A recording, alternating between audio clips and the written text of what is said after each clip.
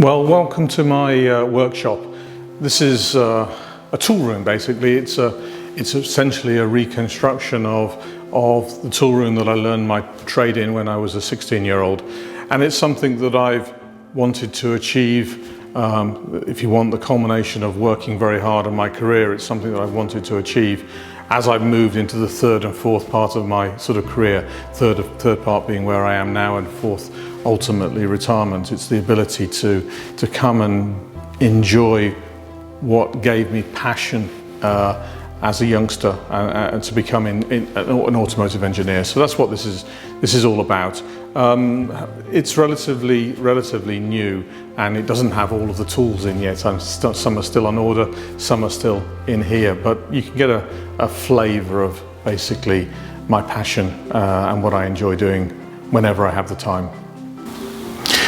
So let's start here, the watchmaker's tool bench. A lot of what I have a passion around is gearboxes and therefore clocks, and ultimately the first major project is basically a tower clock, for which this is a very old set of plans. But here is basically where you do the fettling of the parts, tune everything. It's an area which is where, for example, you would polish the gears. Ultimately, in this case, it's a bigger clock, so you also need other capabilities that you'll see in a moment. And then some of the joys, for example, of this was my constant companion when I was an apprentice. It's the Zeus book that gives you measurements and standards and things like speeds for machines and what have you. Absolutely, if you're into engineering, this is the Bible. This is the thing that every apprentice should have in their top pocket. Now we go really old school. So I learnt my trade really before CAD. I started using CAD during my career, but I've always felt more comfortable on a drawing board. And just to show you how a drawing board works, if you haven't seen one, but basically drawing onto film.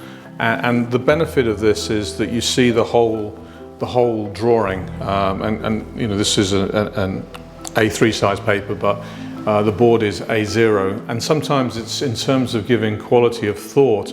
Whilst you can't draw in 3 dimensions, you think in 3 dimensions and you lay it out in a 2-dimensional form. And I've always found it's a much easier way to work. So whilst I do have a CAD, I would say almost all of my engineering design is done on here. The measuring table, so going from the drawing board into metal, this is, as you see, a very stable slate material that you use, so it's not affected so much by temperature. Keeps the precision of your measurement.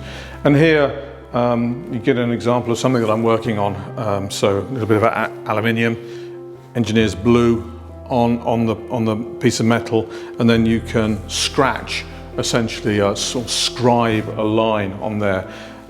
This is your scriber, sharp pencil to all intents and purposes, but it's just a metal spike, and you strike a line in the engineering blue, and you can see basically where you're going to cut to or file to.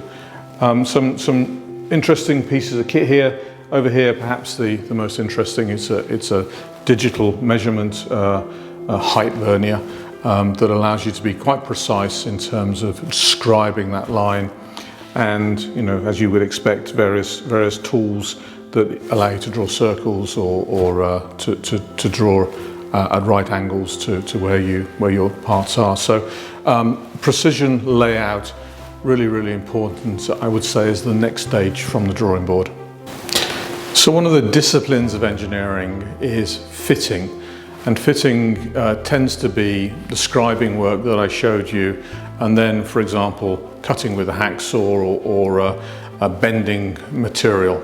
What you have in front of you, really important for working with sheet metal, is a bender or box machine. Basically, you can take a piece of aluminium, steel, stainless steel, and fold it into various positions. So you can make a box, a metal box, for example, out of here. And I'm in the process of making a brazier. Basically, I don't have one that you could buy that really fits into what I'm trying to do here, so I'm making my own. Of course, you've got the tables that you work from. Always keep the surfaces clean. And behind me, you have a welding table with all sorts of weird and wonderful fixtures that go on that to make sure that when you are doing welding, you're doing welding with precision. Everything is about reasonable levels of precision. Kind of the pride and joy of my workshop is the vertical milling machine. This is allowing you to use a cutter, which is just here, and allows you to basically cut metal to almost any shape. This, in combination with the lathe, covers most of the key metal cutting that one would need to do. Everything else, I would say, falls into the category of fitting. A universal or vertical miller, so in this case the cutter is spinning in this direction, and you can do up cuts and down cuts. You see a workpiece in here at the moment. This is a part of the clock that I showed you earlier, where I've just started essentially squaring off the metal, making sure that all of the sides and faces are perpendicular to each other. And you can do this with really quite high precision, thanks to the digital readout that you have there. And the lathe, looking a little sad insofar as I bought it from Eton School, and it needs a little bit of refurbishment, but always the centerpiece of any workshop is your ability to turn. So you see the disciplines of turning, milling, fitting, and fitting including welding basically being covered here. So able to take an idea onto the drawing board, mark it out, cut it, mill it, turn it. And really the last piece of kit that's missing here is going to be a 3D printer, which brings us right into the 21st century.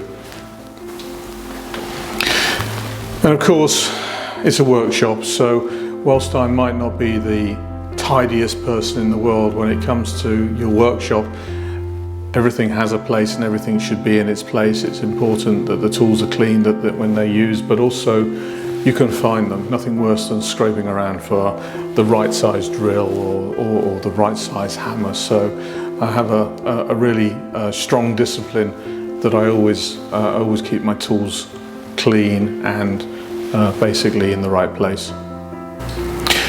So there you are. That's basically what I do when I'm not working. I'm essentially working, but this is the passion that sits behind everything that I do. My passion for engineering, my passion for cars, my passion for apprenticeships basically all stem from my background, and my background is basically hands-on tools, and this is what I did at the start of my career, and this is what I hope to do at the end of my career.